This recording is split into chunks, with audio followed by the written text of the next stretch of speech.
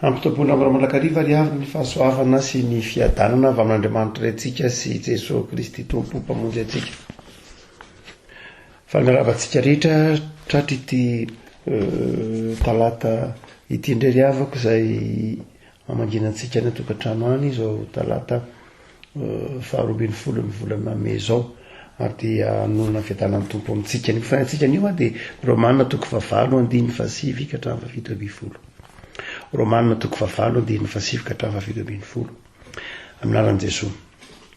Fa ianareo dia tsy ao amin'ny nofo fa ao amin'ny fanahy. Raha ny fanahin'Andriamanitra no mitoetra ao anatinareo. Fa raha misy kosa tsy manana fanahin'i Kristy dia tsy azy izy. Fa raha Kristy no mitoetra ao anatinareo, na dia maty any aza ny tena no ny ota dia fiainana kosa ny fanahy no ny fahamarinana. Ary raha ny fanahiny izay nanangana an'i Jesosy tamin'ny maty no mitoetra ao anatinareo, dia izay nanangana an'i Kristy Jesosy tamin'ny maty no hamelona ny tenareo mety maty amin'ny fanahiny izay mitoetra ao anatinareo. Ary amin'izany, ry lahlahy dia mpitrosa isika, tsy amin'ny nofo anefa ka ho velona araka ny nofo, fa raha velona araka ny nofo ianareo dia tsy maintsy maty. Fa raha ny fanahy no amin'nolony asan'ny tena dia ho velona ianareo. Fa izay tarihiny faran'Andriamanitra ny zanak'Andriamanitra. Fa tsy nandray ny fanahy-pandevozana ho amin'ny tahotra indray ianareo, fa nandray ny fanahin'ny zanaka natsangana izay antsointsika hoe Aba io.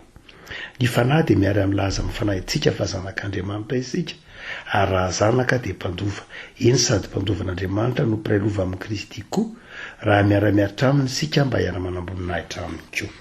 Ray masonao manamasinana ny fahamarinana tenao ny fahamarinana. Amen.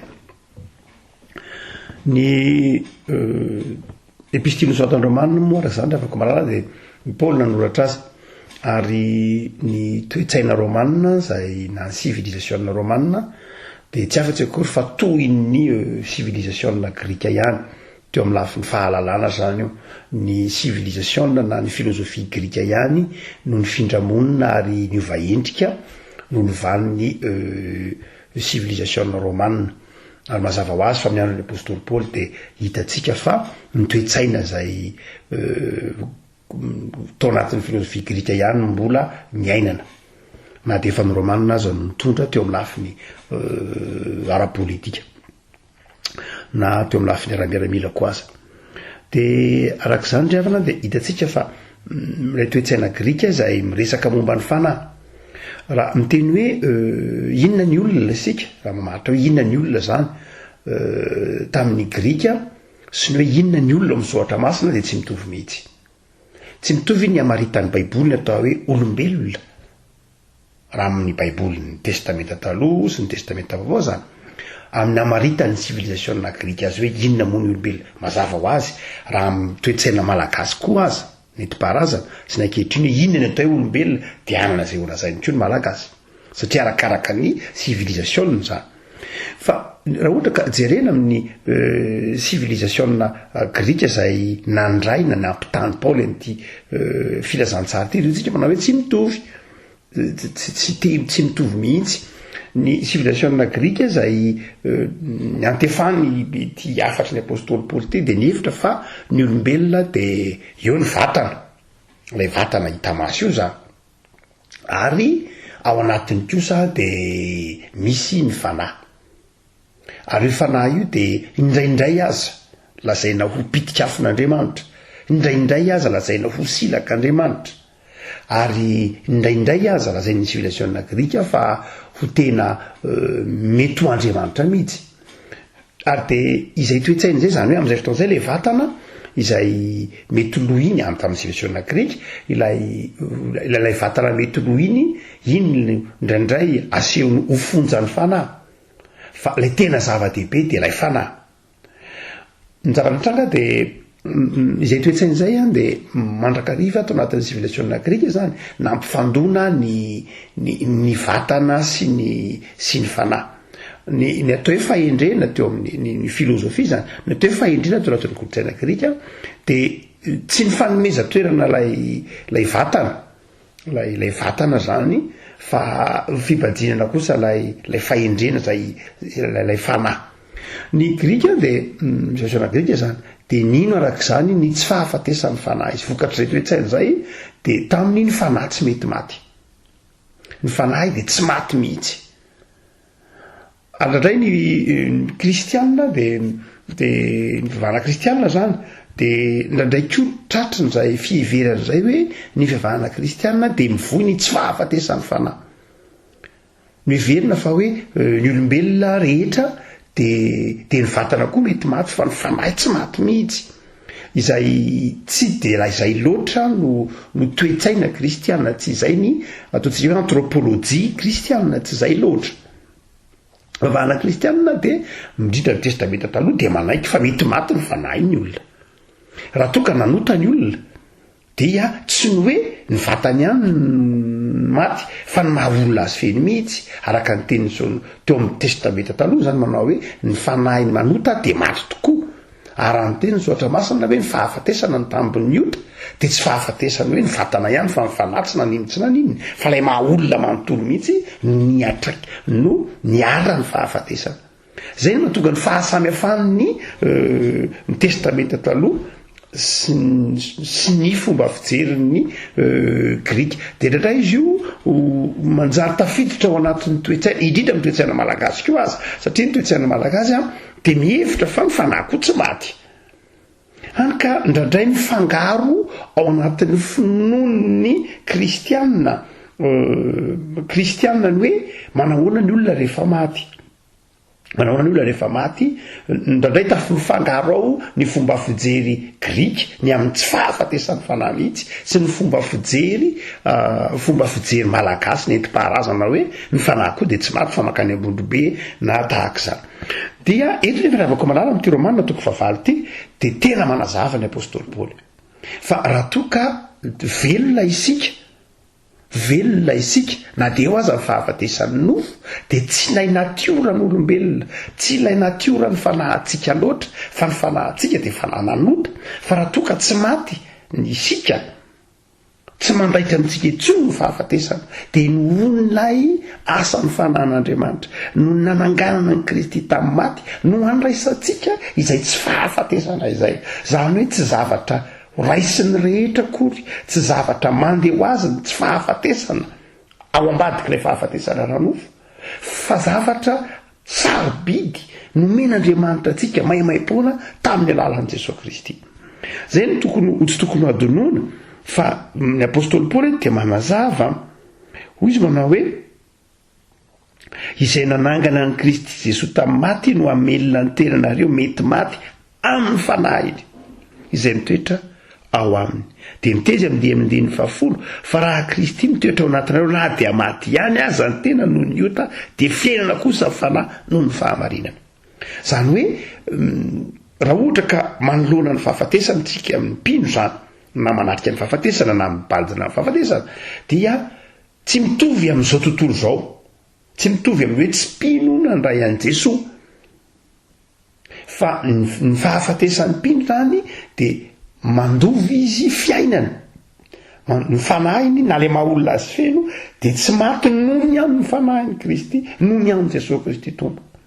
Ka ndraindray tsara ny anamafisana zay ndraindray ry havana satria mifangaro heveriny kristianina, fivavahana kristianina de mivoina antsoina hoe immortalité de l'âme na ny tsy fahafatesan'ny fanahy. Tsy zay ny fivavahana kristianina. Itsika mivoina fitsanganan'ny tenany maty, mivoina fitsanganan'ny tenany maty tsika, zany hoe tena neketsika fa misy ny fahafatesana noho ny ota, fa matoa tsy maty isika, matoa tsy manan-kery amintsika ny fahafatesana de noho ny amin'ny Kristy, noho ny amin'ny fanahy masina izay mitoetra ato anatintsika sy ny fonan'i Kristy. Eto de taoriny zay totsika efa mitinana fozy zay fa patsiaivana ihany moa zany zay efa mety nianarany ny mpino tamin'ny tamin'ny katekômène na misehatra maro samihafa zay mety nandaliana ny finoana. Fa eto de misy anjara toeran'ny fanahy masina manokana ry havako, misy anjara toeran'ny fanahy masina manokana hotsika manao hoe ny fahavelomana ao amin'ny tompo na de ho aza ny fahafatesana zava-dehibe zay, fa raha velona ao amin'ny tompo isika amin'ny vanim-potoana ankehitriny de inona no anjara toeran'ny fanahy masina, inona no hoentiny, inona no bitsiky ny fanahy masina, inona no ambaran'ny fanahy masina, inona no asehon'ny fanahy masina ato anatintsika raha amin'ity Romanina toko fahavalo ity. de ny voalohany asehoan'ny apôstôly paoly avako malala izay fanahy zay de fanahy velona hoy tsika teo fanahy zay mamono ny asan'ny nofo ahoana moa le mamono ny asan'ny nofo lay fanahy zany no mandresy ny asan'ny nofo ny nofo zay mety andairan'ny fakapanahy andairan'ny fahafatesana ka amin'ny alalan'ny fanahy no andresena ny asan'ny nofo fa eto ny apôstôly paoly de misy zavatra tsika hoe roa na telo ampahirezana atsika amin'ny alalany hoe ny fanahy masina rehefa atao anatytsika de inona no entiny hotsika matetika mantsy indray ny olona am'izao fotoanataona antsika zao de neverin'ny olona fa ny asan'ny fanahy masina de lay endrika ivelany le miteny miteny tsy fantatra manasitrana zany fanomezam-pahasoavana manokana tsy mipino rehetra fa mety misy am'zany mety misy men'andriamanitra zany tsy laviny zany fa ny fanomezam-pahasoavana de afa amin'andriamanitra ary ny fanahy masina de tena fanomezam-pahasoavana ka manome fanomezam-pahasoavana ho an'ny maro fa tsy azo atao raikim-po izany ka manao hoe zay rehetra manana ny fanahy masina dia tsy maintsy reto avy mitovy daholo ny asany tsy zany ry avako malala fa tena samy manana ny fanomezam-pahasoavana ny tsirairay avy ary ny fanomezam-pahasoavana hoentin'ny fanahy masina de samy hafa nakaraka ny toerana ilan'andriamanitra azy ny fotoana ilan'andriamanitra azy ny toe-javatra ilan'andriamanitra azy tsy ny olona ny manery ny fanahy masina hoe ataovy miteny miteny tsy fantatra an'io ataovy mahita fahitana an'io ataovy mahay mamantatra ny dikany an'io ny fanahy masina tsy fanapaika io tsika akory ny fanahy masina tsy itsika no mipaika azy ka miteny hoe mehery an'io fanahy masina ositrano am'izao olo zao ty olo ty tsy fanahy masina zany tsy zany fanahy masina ery miasa ao anatytsika ka isika no ampiasain'ny fanahy masina fa tsy isika no mampiasa ny fanahy masina fitaovany fanahy masina isika satria monina ato anatytsika izy dia mampiasa n'lay maha isika tsika fa tsy itsika no maniraka ny fanahy masina ka ampiasa azy amin'izay tiatsika ampiasana azy na anery azy amin'izay tiatsika anerena azy ansotra masina manontolo nyjerena de eto ara de misy toetra zay asehon'ny fanahy masina asehon'ny paoly de ataotsika hoe telo lava be moa ny fanazavana ny fanahy masina resahan'ny paoly ty romana toko favalo ty fa andeha mitina vitsivitsitsika roa na telo zay tsy tokony ho adinotsika mihitsy voalohany de zao ny 5:20 ny fanahy masina de fanahy zay pitarika atsika fanahy masina de fanahy pitarika zany hoe ny fanahy masina zany de tsy fanahy zay tsika hoe tsy fanatariana izy akory tsy aneorina atsika izy akory ka zay tiatsika aleny ho arahany tsy zay fa ny fanahy masina de fanahy any alohatsika zany hoe izy no mitarika atsika zay fomba hitariny atsika raha ho anatytsika izy de fantatritsika izy ihany no mahafantatra hoe zao ny lalana hitondrako izay toetsainy zay de tokony ao anatin'izay ny mpino mahatonga azy anana fanetretena eo anatrehan'ny fanahy masina anana fanetretena eo anatrehan'ny fanahy masina ka tsy eboebo na ny fanomezam-pahasoavana zay ananany na ny zavatra rehetra zay ataony de ny fahatsapany hoe za de tarihin'ny fanahy masina za zany de tarihina ihany ny mpino de tarihina ihany na ny fiangonana io na izany na ianao satria zanak'andriamanitra de tarihin'ny fanan'andriamanitra de mazava ho azy raha tarihina ianao de olon'ny fanetretena olona manaiky fa tsy anao zany le zavatra rehetra ray atao tsy atsika lay atao tsy atsika le fanomezam-pahasoavana tsy atsika ny vokatra de maniry atsika avy hatrany ny fanahy masina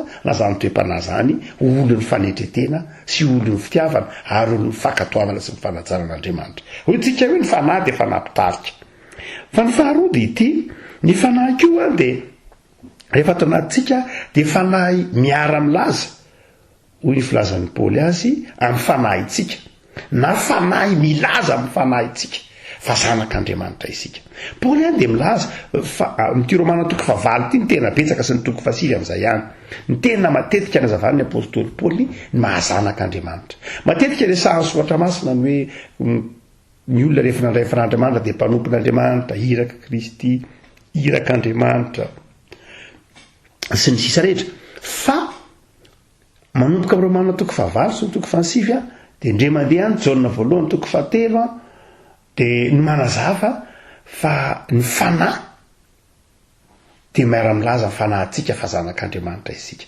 zany hoe eto zany a de ny Paoly na i Jaona de manazava fa tonga zanak'Andriamanitra isika, tsy hoe mpanompon'Andriamanitra ihany, tsy hoe mpanompon'Andriamanitra ihany fa zanak'Andriamanitra. Ary io sata vaovao io afako tena mavesa-danja mihitsy. Jaona no mitemana hoe zay nandray azy de nomeny hery ho tonga zanak'Andriamanitra, tonga zanak'Andriamanitra isika zany. Ary ny fanahy masina ny mampatsiaro antsika fa zanak'Andriamanitra isika, tsy hoe mampatsiaro antsika fa mpanompon'Andriamanitra isika, tsy hoe mampatsiaro antsika fa irak'Andriamanitra isika, tsy hoe mampatsiaro antsika fa olom-bahosotr'Andriamanitra isika. Zay eo daholo ihany efa lazaina zany, efa mahazatra hatrany amin'ny testamenta taloha. David efa mpanompon'Andriamanitra, Mosesy efa mpanompon'Andriamanitra, Abrahama mpanompon'Andriamanitra, sakaizan'Andriamanitra. Fa noho ny fitsanganan'ny tompo tamin'ny maty sy ny fandraisen'ny fahafatesana de tena ny sata vaovao mihitsy izay tena niariarika nomena ny mpino, nomena anao de ianao no tonona hoe zanak'Andriamanitra. Ary Paoly sy Jaona no tena manazava an'io. Jaona moa temine ndre manahoana fitiavana nasion'Andriamanitra atsika dia niantsona atsika hoe zanaka natsangan'Andriamanitra, sady zany ho isika. Hotsika manao hoe ny fanahy de fanampitarika, fa ny faharoa de fanahy ihany koa rehefa ato anatintsika de mibitsibitsika mampatsiaro antsika izy hoe enao nge zanak'Andriamanitra e. De fantatrao ny dikany atao hoe zanaka, fantatrao ny dikany atao hoe zanaka. Ary io fanahy io no mahatonga anao miantso manao hoe abara io. Io fanahy io no mahatonga anao mivavaka manao hoe rainay zay any an-danitra. Io fanahy io no mahatonga anao miantso an'Andriamanitra rainy Jesosy ho rainao. Ary rehefa zanaka de mahafantatra tsara hiady diny zany. Rehefa zanaka de adidy. Ianao zany ny fanahy masina zany mampatsiaro anao hoe zanak'Andriamanitra ianao. Ka inona mampapanahy anao? Zanak'Andriamanitra ianao, Andriamanitra mamelona anao. Zanak'Andriamanitra ianao, Andriamanitra manitsy sy nitaiza anao. Zanak'Andriamanitra ianao de hitakian'Andriamanitra toetra mankatoa ray mankatoan'Andriamanitra. Zanak'Andriamanitra ianao ka maniny ianao kivy ohatr'izao. Zanak'Andriamanitra ianao ka maniny ianao no manota ohatr'izao. Zanak'Andriamanitra ianao ka nahoana no tsy manana ny fitiavana an'Andriamanitra tahaka izao. Zany hoe ilay fanahin'Andriamanitra asa faharoa rehefa ao anatiny amin'ny Romanina 7:20 ity de mitahaka izy, fa zao koa nitaiza izy mampatsiaro atsika ny sata na ny statut izay misy atsika dia zanak'Andriamanitra. Ary ny faran'izay aty ambanimbany aty fa mihoatra kely ny mofinainana io de ny hoe ny fanahy masina koa dia fanahy mamonjy atsika amin'ny fahalementsika, amin'ny vavaka izay ataontsika. Ny fanahy zany dia rehefa atao anatintsika de fanahy manonona ny vavaka tokony ataontsika. Misy fotoana ny apôstôly Paoly de tsy haitsika kory na le mivavaka ary, tsy fantatsika kory le vavaka tokony ho tononona ary, satria tsika ao anatin'ny satany mbola maha olombelona de indraindray tsy fantaritsika izay tokony ho angatahantsika, na zay tokony na zay irintsika ary tsy fantaritsika kory hoe mahasoa atsika sa tsy mahasoa atsika, satria itsika de voafetra ny fotoana anio no hitantsika de zay mahasoa atsika anio samy fijerintsika ny fiainana ho avy no angatahantsika. Izay anefa tsy fantaritsika zay vokany. De io ny apôstôly Paoly manao hoe ny fanahy mamonjy atsika amin'ny fahalementsika dia ny 2:20 fa tsy fantatsika zay vavaka tokony ataontsika.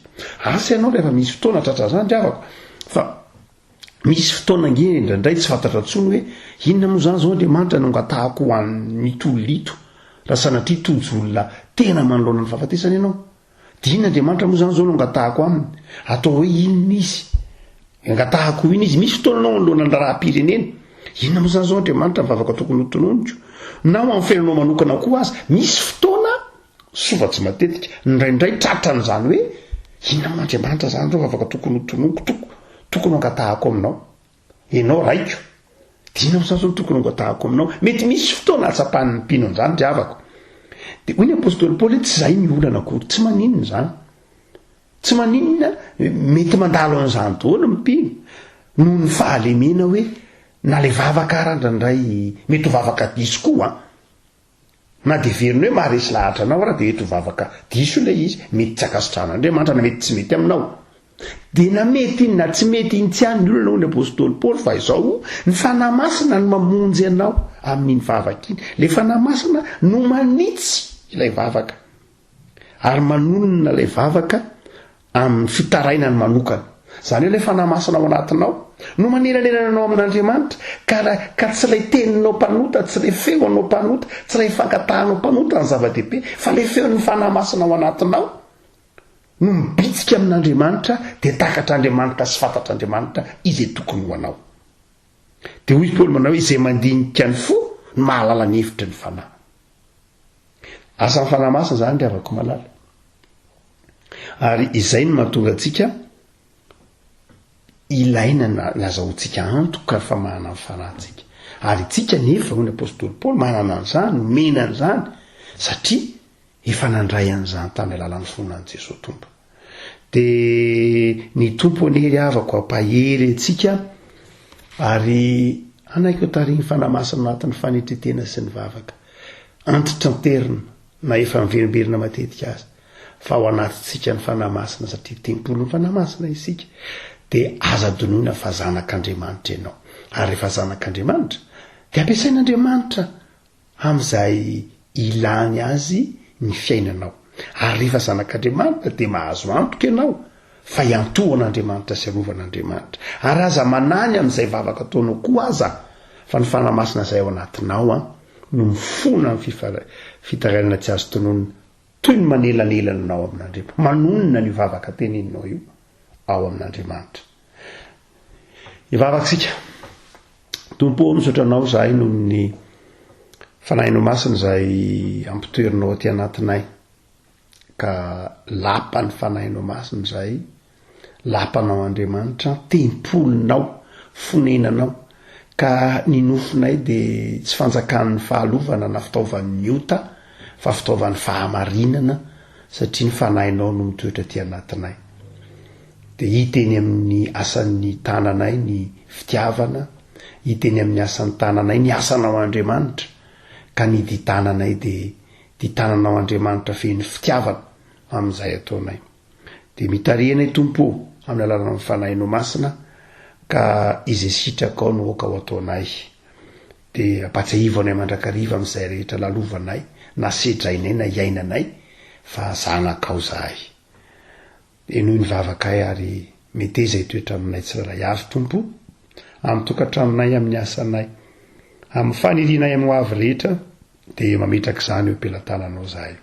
Manohy mivavaka izay ho an'ny firenenay izay hitanao ny toe-javatra ny fahasahiranana ho an'izao tontolo izao, ho an'ireo marary, fantatray fa be famindrampo ianao ary fantatray fa hainao ny mampitsahatra ao anatin'ny fotoana fohy araka ny sitraponao izao valana retina izao. Dia ny tolokon'ny fon'ny fiangonanao sy ny tolokon'ny fon'ny mpino miandrana fanasitranana Tompo dia enoy araka lehibe ny fitiavanao. Misaotra ny amin'izay efa nahazo fanasitranana fa matoko kosa izay fa eo akaikin'izay rehetra tsy salama ianao. Misaotra Jesosy. Amen.